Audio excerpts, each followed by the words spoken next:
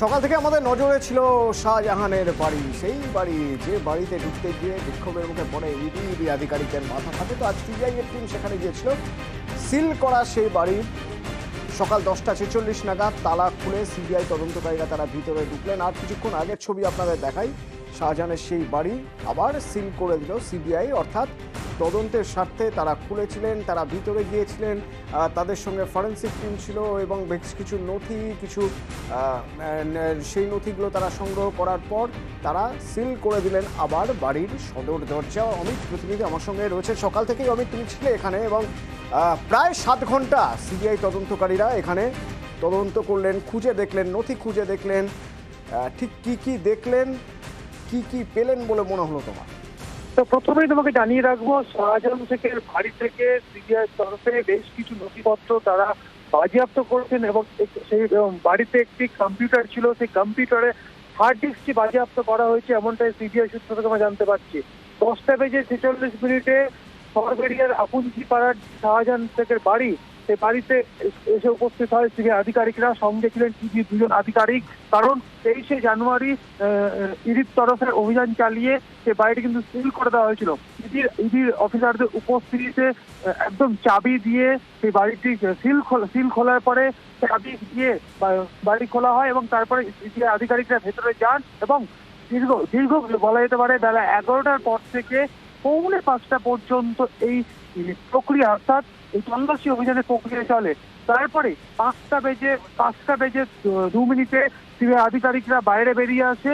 এরপরে আবারও সিল করার প্রক্রিয়া শুরু হয় এবং 5:12 সিল করার প্রক্রিয়া পুরোপুরি সম্পন্ন হয় এবং 5:14 সিবিআই আধিকারিকরা শাহজাহান থেকে বাড়ি থেকে বেরিয়ে যান। এবং আরো একবার জানিয়ে রাখবো, এই যে প্রায় 6 ঘন্টারও বেশি সময় ধরে এই তল্লাশি অভিযান চালানো হলো শাহজাহান থেকে বাড়িতে।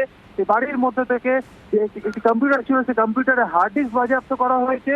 অন্যদিকে তারা বেশ কিছু নথিপত্র তারা পেয়েছেন, সেগুলো বাজেয়াপ্ত করা হয়েছে এবং সেগুলো খতিয়ে দেখা হবে। খতিয়ে দেখবেন সিবিআই আধিকারিকরা। একই সঙ্গে শুধুমাত্র সিবিআই আধিকারিকরা এসেছিলেন এমনটা নয়, তাদের সঙ্গে সেন্ট্রাল ফরেন্সিক ল্যাবের যারা সায়েন্টিস্ট তারা এসেছিলেন এবং সকাল থেকে আমরা দফায় যেভাবে তারা বাড়িটির ম্যাপিং তারা করেছেন, ডিজিটাল ম্যাপিং করেছেন, 3D স্ক্যানার ব্যবহার করা হয়েছে, সমস্ত কিছু কিন্তু ডিজিটাল এভিডেন্স এবং এভিডেন্স সংগ্রহের কাজ তারা করেছে এবং একই সঙ্গে তল্লাশি অভিযান চালানো হয়েছে। কারণ ইডি আধিকারিকদের মারধরের ঘটনা কিন্তু এই বাড়িকে কেন্দ্র করে, অর্থাৎ এই বাড়িতে 5 জানুয়ারি ইডির তরফে অভিযান চালানো হয়েছিল। ধন্যবাদ অমিত। সন্দেশখালী রাজ্য রাজনীতিতে এখন ইস্যু হয়ে দাঁড়িয়েছে। এই সন্দেশখালী শেখ শাহজাহান সন্দেশখালীর ঘটনা 5 তারিখ থেকে যদি শুরু হয়, তারপর থেকে বারবার বিভিন্ন রাজনৈতিক দল এই সন্দেশখালী ইস্যু তুলে এনেছে। তো এবার যে ব্রিগেড হবে 10 তারিখ, সেখানেও এই প্রসঙ্গ কি উঠবে? সন্দেশখালী ইস্যু, জনগর্জন সভা নাম দেওয়া হয়েছে ব্রিগেডের। মঞ্চ প্রস্তুত।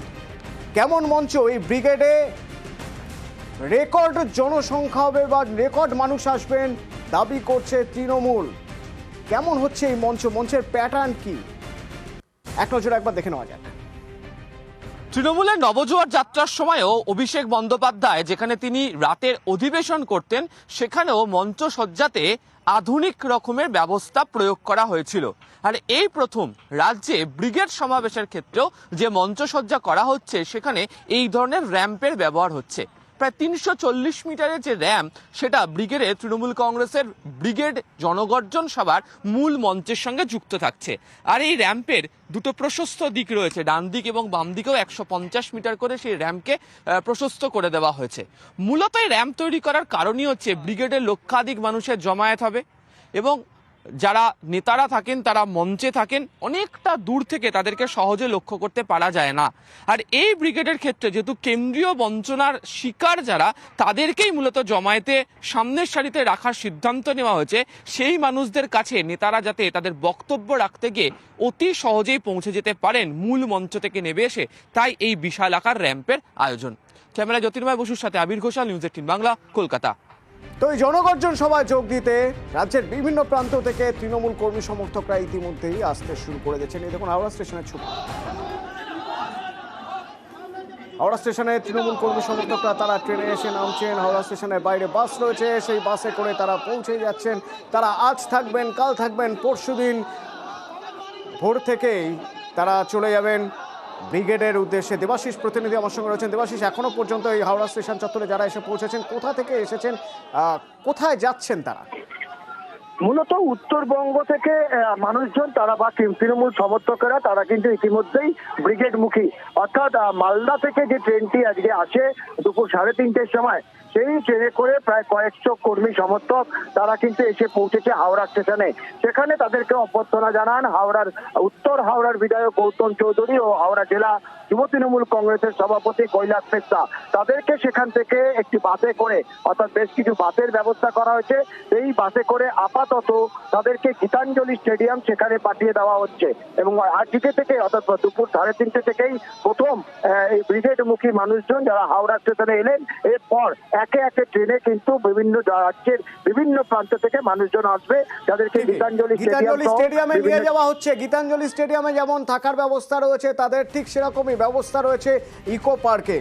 দেখুন, এই ইকো পার্কে এখানে এক একটা জায়গা তৈরি করে দেওয়া হচ্ছে, মেডিকেল ক্যাম্প, হ্যাঙ্গার ওয়ান। এখানে উত্তর দিনাজপুর থেকে যারা আসবেন তাদের থাকার জায়গা রয়েছে, দক্ষিণ দিনাজপুর থেকে যারা আসবেন তাদের থাকার জায়গা রয়েছে। কেমন ব্যবস্থা রয়েছে তাদের জন্য আমার সঙ্গে রয়েছেন প্রতিনিধি ওঙ্কার, বলতে পারবেন ওঙ্কার? একদমই, দেখো আগামী 10 তারিখ ব্রিগেডের সমাবেশ রয়েছে তৃণমূল কংগ্রেসের এবং এই সমাবেশের নাম জনগর্জন সভা। সেই সমাবেশের জন্য কিন্তু রাজ্যের বিভিন্ন প্রান্ত থেকে তৃণমূল কর্মী সমর্থকরা তারা আসবেন এবং মূলত ইকো পার্কে কিন্তু তাদের জন্য থাকার জন্য ব্যবস্থা করা হয়েছে। সাধারণত তৃণমূল কংগ্রেসের তরফ থেকে সেন্ট্রাল পার্কে ব্যবস্থা করা হয়, কিন্তু এই বছর এই মুহূর্তে সেন্ট্রাল পার্কে যেহেতু মেলা চলছে সেই কারণের জন্যই ইকো পার্ককে বেছে নেওয়া হয়েছে এবং ইকো পার্কের একাধিক হ্যাঙ্গার করে দেওয়া হয়েছে। এখানে এই অস্থায়ী জায়গাগুলোতে মূলত উত্তরবঙ্গ থেকে যে সমস্ত কর্মী সমর্থকরা আসবেন তাদের থাকার ব্যবস্থা করা হয়েছে, অর্থাৎ কোচবিহার, উত্তর দিনাজপুর, দক্ষিণ দিনাজপুর, মালদা, মুর্শিদাবাদ এই ধরনের জেলাগুলি থেকে, অর্থাৎ উত্তরবঙ্গের যে জেলাগুলি রয়েছে সেই জেলাগুলি থেকে যে তৃণমূল কর্মী সমর্থকরা আসবেন তার থাকা খাওয়ার ব্যবস্থা কিন্তু এখানে করা হয়েছে এবং এখানেই কিন্তু তারা সরাসরি আসবেন এবং এখান থেকেই আগামী 10 তারিখ। ধন্যবাদ ওঙ্কার, ধন্যবাদ। এ হলো 10 তারিখ। 10 তারিখের জন্য প্রচুর মানুষ আসতে শুরু করে দিয়েছেন। রবিবারের জন্য শনিবার বিজেপি কর্মী সমর্থকরা উত্তরবঙ্গের যারা তারা চেষ্টা করছেন শিলিগুড়িতে পৌঁছতে। তার কারণ দেখুন, মঞ্চ প্রস্তুত। আগামীকাল নরেন্দ্র মোদী তিনি আসবেন, এই নিয়ে 4 বার, এর আগে 3 বার।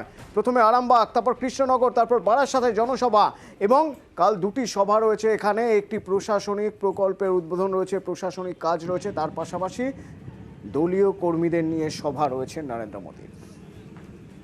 মূলত তিনি সরকারি প্রোগ্রামে আসছেন। তিনি প্রাথমিকভাবে যেটা ঠিক ছিল যে উনি আসবেন এখানে 5টার দিকে এখানে নামবেন, তারপরে সরকারি সভা করে আমাদের সভা করে তারপরে উনি যাবেন। কিন্তু সেই সভা কিছুটা এগিয়ে এসছে সময়। তিনি 3টার সময় এখানে বাগডোগরায় নামবেন এবং তারপরেই তিনি সরকারি সভায় ঢুকে যাবেন এবং সেখান থেকে আমাদের এখানে 3:30 থেকে 4:45টার মধ্যে আমাদের মূল সভায় তিনি ঢুকবেন।